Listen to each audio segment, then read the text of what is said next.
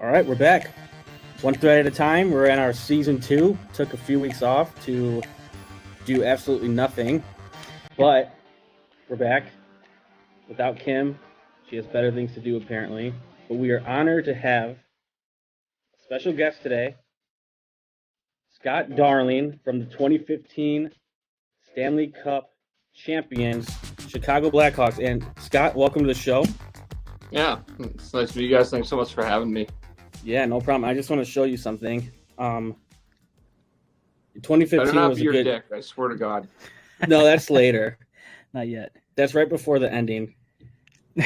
We both had all three of us had a good year in 2015. I would say you won the Stanley Cup, got a pretty cool trophy. Me and Samir won the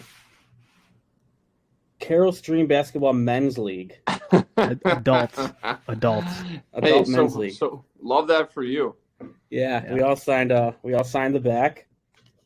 There you go. It's a little lighter than the Stanley Cup, I assume, but Yeah, and I have a different jersey that everyone signed hanging up right next to me. So see, NBD, right? Basically, not a big deal. Whatever. Basically one of the same. Yeah. So what you been up to, Scott? How's it been going? I've just been living like I'm from Chicago. You guys know that. Grew up here, so I live here now. Retired last season, and yeah, now what I do is kind of fill my time. I'm addicted to doing stand-up comedy. Like I love doing it. I do it pretty much every night. Some mostly open mics, but I'm starting to get booked on like real shows and stuff. So that's kind of like what I've been doing right now. Nice. Yeah, and that's how we actually got connected, is from a mutual friend, Brian Rowe, who does stand-up comedy in the Chicago area. Yeah, that fucking prick. Yeah. Yeah. I love him. Douche. No, he is awesome. He's got COVID right now, so Ryan, if you're listening, I hope we are giving you something to do. But that's why I haven't seen him in a few days. He's got the Rona. Yeah, he's been out. Stand-up seems nerve-wracking to me. We asked Brian, when you get on stage and a joke doesn't land with the audience, how do you like recoup from that? Like, what's your thing? Like, do you just laugh it off, or?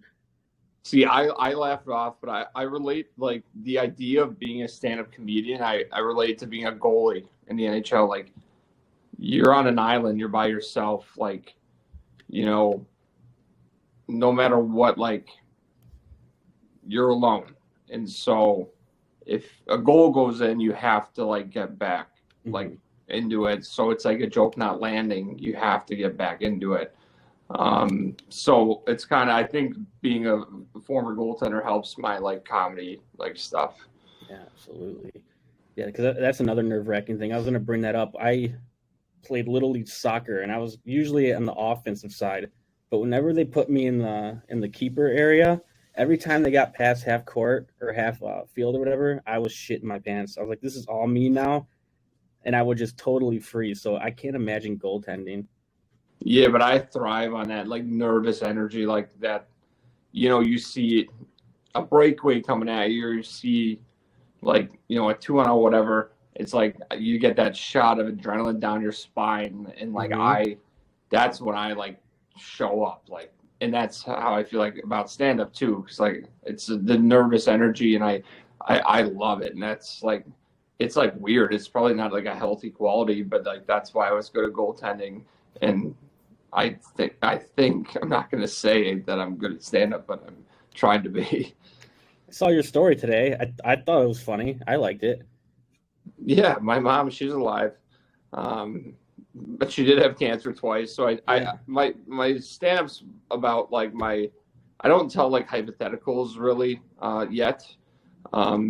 I just talk about like my life, like actual stories that have happened in my life, and try and make light of some pretty fucking awkward like situations, and my dad drowning and my mom getting cancer and getting divorced and stuff like that. So yeah, and a lot of people cope with humor, so I think that's good that you take personal struggles per se and then turn it into comedy, and use it to help other people laugh and get their minds off stuff. And you never know who you're reaching. They probably relate to someone in the crowd whose parents have cancer or something like that. So I think that's Yeah, very relatable. it's fun. And a lot of comedians, like, they're, traumatized people, and it's their outlet. It's almost therapeutic to do this and, like, make light of, because, like, it was obviously, like, terrifying, like, for my mom, like, to be sick, you know what I mean? It's like, so it's a way for me to kind of, like, therapeutically, like, joke about it and acknowledge it. And she came to the first show a couple, like, 2 weeks ago, and she knew the joke that I was going to say about her, but she saw it for the first time and she laughed her ass off, and I was like, that felt good. Yeah, that's what it's all about. That's awesome. I'm the same way. I go through struggles with laughing. My dad passed away when I was in 5th grade, and I make jokes about it now whenever I can, and people are like, man, why would you say something like that? I'm like, dude, I just make fun of myself, and that's how I make myself feel better. Yeah, for sure. Like I said, my dad drowned 3 years ago, but growing up, because, like, you heard my jokes, like, but growing up, it's like, and it sucked, and it was the worst. But being able to talk about it and get it out, and, like, make light of it, it's, like I said, it's just therapeutic. Yeah. No, absolutely. Yeah, and then, like I said, it helps other people and shows strength, and then other people find strength in themselves to, maybe laugh about it. But yeah, I don't know, man. Comedy seems tough, but I do want to talk about hockey a little bit. Sure. You're 2015, you were a rookie, right? Official NHL rookie. I know you were drafted earlier. Yeah, that was my first season. Right, with the Blackhawks, and went to the Stanley Cup the first year. That's crazy. Yeah, man, I lucked out, dude. Like, I signed in 2014. I was playing in Rockford. Corey Crawford got hurt, and I got called up, and then ended up taking up the backup role.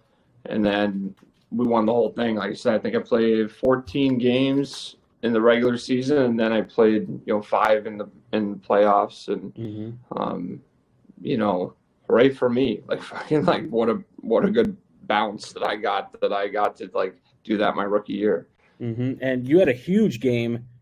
Who was it versus the Predators? Correct, the Minnesota Predators. Yeah, in the first the round. Preds. That was a huge game. Nashville. I played the first round against the Preds. Yeah, you guys were down, I think 3-0. They took Crawford out. You came in, had 42 saves in double overtime, and ended up taking that game. So that was huge. I remember watching that from here. I remember the Predators. There was that whole controversy. They wouldn't let the Blackhawk fans in the away games. Right. You had to have a Tennessee license to buy a ticket to go to the game. Yeah. Jeez. Yeah, isn't that crazy? And I was like, man, that's some bullshit. But so I thought game one was gonna, because the fans. How big of a difference do the away fans make? Anything at all? Well, Blackhawks fans travel. That's why the Preds did that. But no, I mean, I love away fans. Like I love getting heckled. That's why I enjoy comedy, because, like, I don't give a fuck, dude. Like, one time I was playing the Flyers, and we were about to lose. We were down like 3-1. It was the last TV timeout, and there's, like, the tunnel behind the bench. This guy had been heckling me all game, and he was sitting there with, like, and he had a very attractive girl with him, like, next to him, and I popped. He'd been for 2.5 hours at this point. He'd been fucking chirping me every time I came to the bench, and I literally pulled my mask up, and I was like, "I will fuck your girlfriend tonight." And I just, like, I said, "Call me," like, and just skated back in but, like, it went silent in the arena when I said it, so the whole section heard it, and I was like, I was laughing my ass off, put my mask down, went back to the net. We did lose 4-1, but no, I love the fandom of all of it. So that's fun. I think that's why I love hockey. Hockey, I think, is like, everything goes. Like, I was gonna ask, how's the trash talking? I want to know, like, You can hear it in Oh, Dude, basketball. there's the trash talk in hockey is amazing.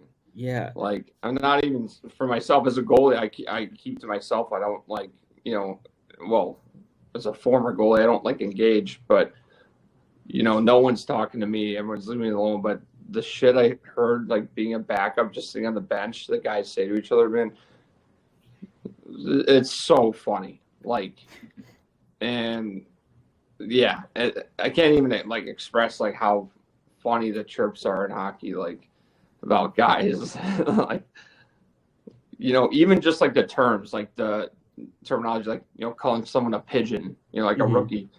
I find that funny to this day. I call my friends pigeons. Like people like assume it's like Canadian like lingo, but it's just like hockey language. Like I don't know.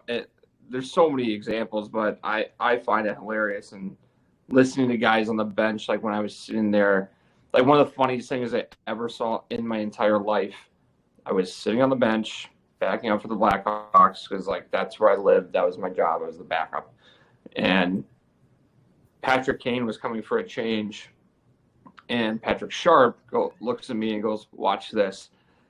Because I opened the door. That was my only goal. Like I had to open the door for guys coming like for a change. And so I opened the door. He goes, "Watch this." And he slammed the door shut right when Kaner was like about to come into the bench. And Kaner went like ass over tea kettle over the fucking bench. And I was like, and I was new, right? It was like 2014. And I was like, oh my God, Kaner's going to think that was my fault. But it's just Sharpie being like, he's one of the funniest guys in the world. Like he's pretty buttoned up when he's on TV, but he is one of the funniest guys ever. And that was one of the funniest things I've ever seen in my life. Dude, yeah, that would freak me out too. Kane was the big guy. Him and Tay is just like, oh man. Yeah, they're the kings of Chicago hockey. They are. And especially the first year, thinking it's you. Oh man. Yeah, I mean that was like the fourth game I was on the team. Like, it's crazy too. You like the Blackhawks had a crazy run. I've been watching the news, and they're talking about Kane going to the Rangers possibly, and all this stuff. All the rumors. And it's just like, wow, I think Kaner's gonna get traded. You think? Yeah. You heard it here first, guys. And the Rangers would be. He's their best asset. He's the most valuable thing they can do is start a rebuild because they're not going to be good. So, and like Kaner loves Chicago. He loves playing there. He's the best guy ever. One of the best. He's probably the most amazing athlete I've ever played with. But if I was a GM, I'm not. He would be my asset that I would trade to get the rebuild started. And you got to do it. It's the same with the Cubs and Contreras. Like we only have Contreras. And it's like he's our best player. We got to part ways. You just got to do it. Well, yeah, it's otherwise like the Cubs the other time I called it domestic terrorism. What fucking happened with? Because I'm a huge Cubs fan too. When all that went down, and like I'm friends with Riz and like all this stuff. It came out of my mouth. I was like, at least we still got bias. And then I got a ping on my phone, bias trade. I was like, domestic terrorism. But yeah, so the Hawks need to. They already started. I mean, trading DeBrincat, like all that stuff. It's like Kaner's the last piece of the puzzle. They're probably just looking for the right offer for him because he's so valuable. He's amazing. I think he's the best American-born hockey player. Oh yeah, he will be. He will be in for eternity the best American player to ever play. Yeah, he was crazy. Just watching him, he reminded me. At the same time, it was him and Derrick Rose. And I was like, if we were down in either game, I'm like, one of these guys, either Kane or Derrick Rose, whichever sport I'm watching, like one of them are coming through. Like I'm not even worried. They're gonna come through, score. Yeah, Kaner always did. My favorite save. Everyone thinks about my Nashville save in the playoffs, but my favorite save is when I windmilled Kaner when I was playing for Carolina, and he had a backdoor one-timer, and I just fucking glove saves City on Kaner. That was on YouTube. I was just watching that one. I sent you that clip the other day. Yep. Yeah. I don't really surprise. I don't really watch hockey, but it still looked pretty cool. Yeah, that's my favorite save because, like I said, everyone talks about that 2015 overtime or third period save against the Preds, but Glove and Kaner was the best feeling ever because we're friends and we've on the same team for 3 years, but to play against him because he's really competitive and I was too when I was like playing, so we had good battles like in practice, but to get him like that when I was playing against him, I was like, God, that felt so good. Did you tell him anything? Did you say anything after? Huh? Yeah. Did you say anything to him after? No, I called him my bitch. I'm like, I got you in my back pocket, baby. So. That is awesome. Crawford too. You and Crawford were close. Yeah, he's the man. He's the best. I love him. Yeah, and I watched another interview you had on I think it was on the Chicago Blackhawks YouTube page, and you were talking about. I think the guy asked you something along the lines like, how does Crawford react when you come in and take his place? If he's hurt and you come in, and you said he was just awesome. He rooted you on and. Oh, he talked. Yeah, but I was uncomfortable. I felt bad because I'm from Chicago. I'm a Hawks fan. I idolize Corey Crawford, and then I just got lucky enough to play there. And when I kind of took his spotlight, I felt I didn't want him to be mad at me, kind of thing. But he was like, "Dude, you fucking got this." He's like, "This is it." It's a unique thing when you get to the pinnacle of where you want to be, being in the NHL. So you hit the ceiling. So it's you're all on the same page. You're on the team. There's nowhere to go. No one's trying to get somewhere else. And that's how I experience going through the minors. You're always trying to climb the ladder, and you're there. And he's like, man, you fucking got this. I got your back. And I knew he was going to get back and take over eventually, but I had to ride the wave, and I was like, okay, I'll play these 5 games. And then I had a fucking terrible game 5, and I got pulled. And then he went back in and never left, and then we won the Stanley Cup. So he was just such a pro. He'd been doing it for so long. Like I said, I was a fan of him. And I was actually terrified to step into the team because I'm a Blackhawks fan. I'm from Chicago. I still am a Blackhawks fan. Love the Hawks. Hope they get better soon. But he was so great, so welcoming, and I learned a lot from him. And he's probably the most underrated goalie I've seen in the NHL the last, I don't know, maybe 30 years, because, Chicago gave him a lot of grief because he was overshadowed by Patrick Kane, Duncan Keith, Jonathan Toews, and no one really acknowledged how integral he was to the team. He is one of the most amazing goalies I've ever seen play. He was so helpful. I love the guy. He was fiery too. The parade, what he said at the parade, fucking A Chicago is just fucking right, Chicago. Perfect. Yeah. Perfect ending to a great season. Parade was awesome. I was at that parade. Wild. I'm sure that felt like a rush for you and the whole team. That's a once in a lifetime thing. Yeah, I mean, my family was at the first 2 parades to support the team, and then to get to for them I get emotional when I talk about it. To bring them on the buses for the 3rd one, it's fucking Disney shit, It's what you dream of. Is being a young kid going into a sport you love. That tops it. That's top of the mountain right there. And fans aside, your family being there watching you, from a little kid to being at the top of the mountain of the best, that's crazy. That's so awesome. Yeah, it was something.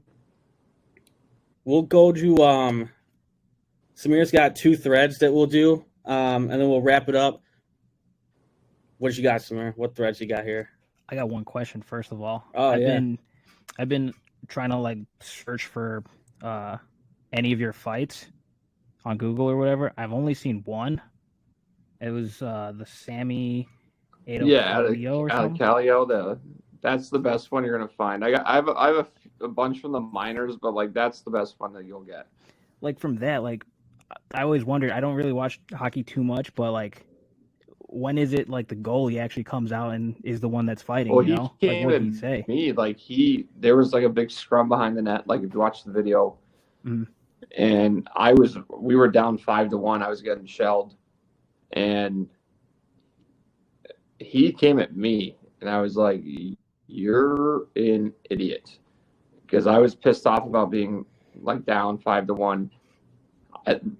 Somebody took an Instagram video, and like when I shed my gloves, my blocker hit the right boards and my glove hit the left boards. Like I threw him off that fast, and like I met him at center ice, and I was like, "You're like, dude, you're gonna die." Like it wasn't personal, but I was already pissed off about losing, and so he came down at me. I'm like, "You're fucked, dude." Like, and then I obviously like tuned him up, and then I had to play him the next day, and I was like, it's not personal. So like, I saw him next day. I'm like, "You good, Sammy?" I'm like, he's like, "Yeah, I'm fine." I'm like, "Okay." So Yeah, that's how fights go with guys. I got in a fight in high school, and literally a week later, we're like, "Are you good?" I'm like, "Yeah, you good? Yeah, all right." yeah, Fuck it. Let's forget it's about like it. hockey fights are like that. It's like guys do it like guys know each other. Like even the real fighters, like a Ryan Reeves and a Tom Wilson. It's like we gotta go. Mm-hmm. That's part of the game. You fight. It's just like it's just is what it is. You know what I mean? And you're happy everyone's like doesn't get hurt afterwards, but you want to obviously pump the other guy. So yeah. But I had some like greasy ones in like the SPHL when I was like single A. I called single A hockey, where it was just like fucking wild. Like you're swinging sticks at each other, like going like nuts. But that AHL one was that's probably the best like video you could find of me fighting. Right.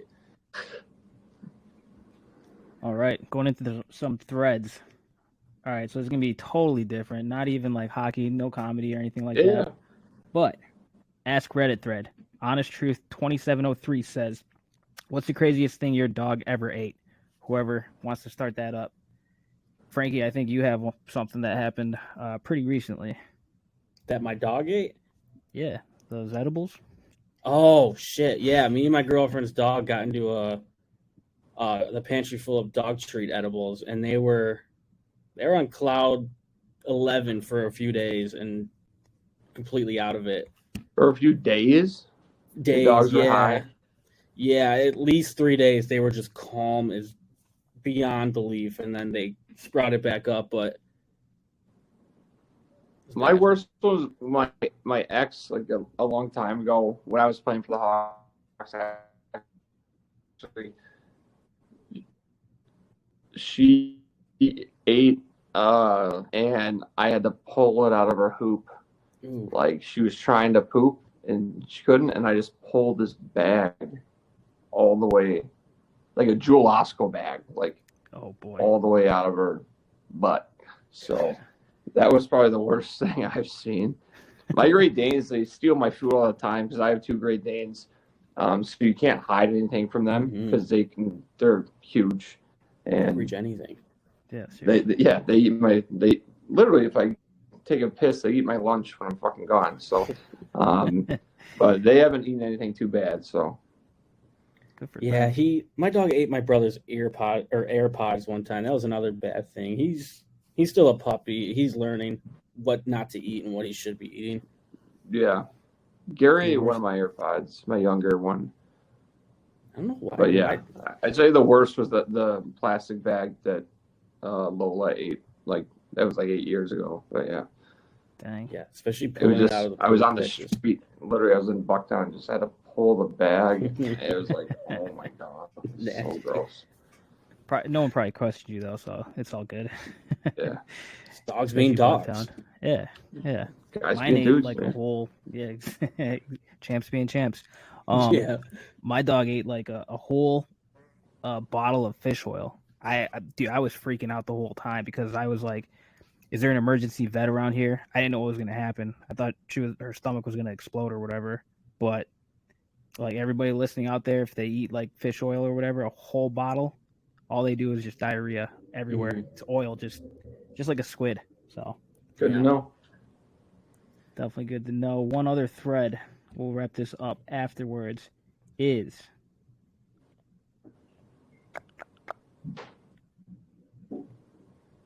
Frank, which one was it? Which one? I like the one, the girl in the apartment one. All right. Girls coming over. How do you prepare? Toilet paper How needs do to I be prepare? there. Yeah. Toilet paper needs to be stocked. And that's pretty much it. And then I'm going to take it from there. That's all I need. kind of, this is, I kind of like, I take the approach of like, act like you own the place, you know, like, obviously there's going to be toilet paper in the bathrooms, but it's like, I'm not going to clean up or like do much so that it kind of works. And it's kind of like negging in a way where it's like, Right. yeah, welcome to my house, you know, like that kind of thing. I'm not trying to like over cater so it looks like I'm trying so hard. So I would say I don't prepare. You know, that's it. I agree with that. One thing I did was baby powder. Baby powder what? You know, down there. Oh. Oh, you mean physically prepare? Jesus Christ, dude, take a shower. Yeah. Like I'm not We're not animals. Like, this isn't a barnyard. Anything. Yeah. I thought you meant the house, not myself. Yeah, I put deodorant on, brush my teeth, for all this shit. But yeah. I thought you meant, when you said baby powder, for some reason I thought you meant your ass. It could have been. It was down there. It does. Around in the same area. That's what he's saying. True. Yeah. Okay. I get you. Nice. Well, now we know what you're into. Yeah. Yeah. There isn't a lot of shit. Yeah. Too much. I don't even want to say, but. Well, listen, Scott, we appreciate you coming on. We thank you for being patient with our technical difficulties over here. Yeah. One thread at a time. What any upcoming shows you got that you can let people know of? Yeah, man, I just got booked on some like real shows. I'm excited. I'm very excited. I just got booked at 5 shows in Raleigh, North Carolina, and then I got 3 at Zany's in Chicago. Where I'm like opening for like a real actual comedian, like a big time comedian, like so I kind of just could say made it, you know. So I'm very, very excited about that. Awesome. I might have cried for like a half an hour yesterday, you know. I'm not gonna lie. But yeah, I'm very, very excited. I would be too. Yeah, send me I'll post that all in the description and everything so people can come out. It's on my Instagram. Sweet. And what's your Instagram? That's just Scott.darling, right? It's Scott_darling 33, I think. Perfect. All right, make it out to the show. Me and Samira will try to be there. We'll come down with Brian one day. Listens and comes to the show, you better fucking laugh. I will laugh. I need to laugh. I'll start. Even if I'm not funny, laugh up. We got to go and watch the shows because we got to see what kind of jokes you're going to be talking about the podcast. Yeah. And I can think of a lot already. So. Yeah, I believe it. I believe that. I don't doubt it. Scott, thank you. Yeah, thank you so coming. much. All right. All right, thank you guys. Scott, if you can, just stay on for 1 second.